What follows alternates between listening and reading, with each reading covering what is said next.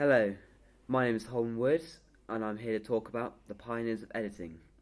Film editing is the art and technique of assembling shots into a coherent sequence to make entertainment or a story.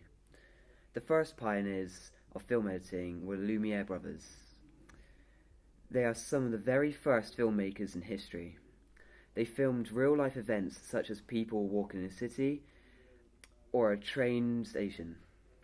The Lumiere brothers used static shots, and there were no editing in their films.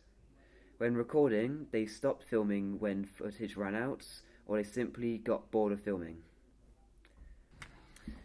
The next pioneer was George Méliès. He was one of the first cinemagicians, meaning that he experimented in special effects in his films. He also focused on building narrative in his films, so films would be more interesting to watch. His most famous film was A Trip to the Moon. This was based on a sci-fi novel, and it was one of the very first sci-fi films, and it was full of special effects. This now brings us to Edwin S. Porter. He made the film The Great Train Robbery. The film was most famous for the use of cross-cutting, also known as parallel editing, so we can show what happens in two different places. D.W. Griffith was known for using multiple cuts to break up scenes. He also used a variety of different angles and camera distances in his films.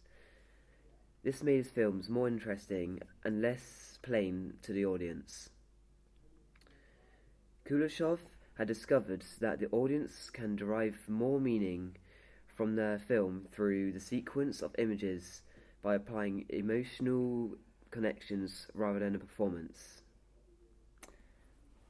Eisenstein had taken both Griffith's and Kuleshov's work and then taken it one step further.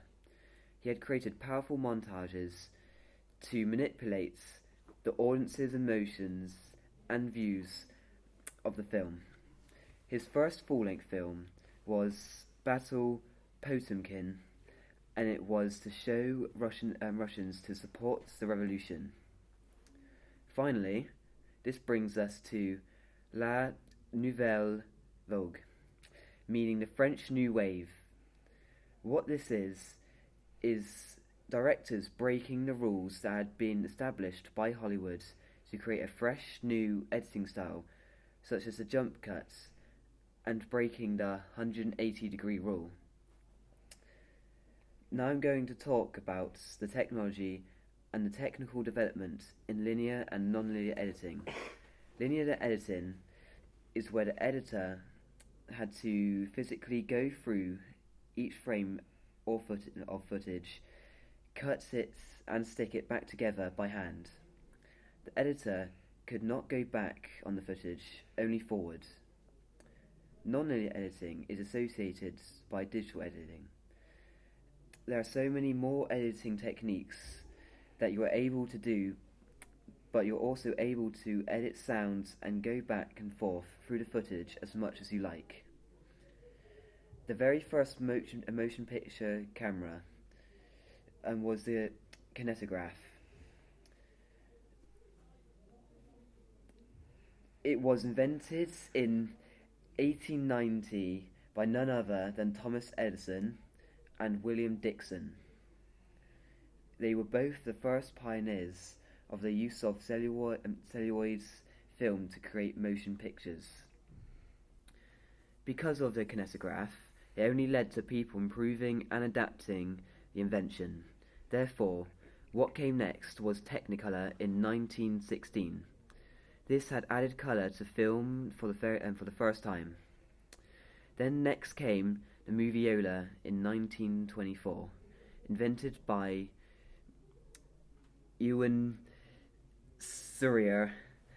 The moviola was the world's first editing machine.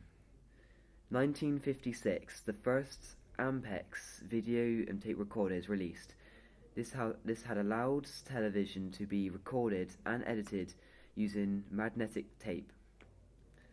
Next came the Ampex electronic editor in 1961. This makes it possible to edit film and videotape without physical splicing or cutting. 1988, EMC and Avid introduced the world to nonlinear film editing software. This ushered in an era of professional editing and suits, such as software like Premiere Pro. Then in the 2000s, multi-core CPUs grants ordinary computers the resources to edit digital video at a much higher resolution. Finally, in 2015, digital cameras, film, projectors, and editing software now dominate film editing for life.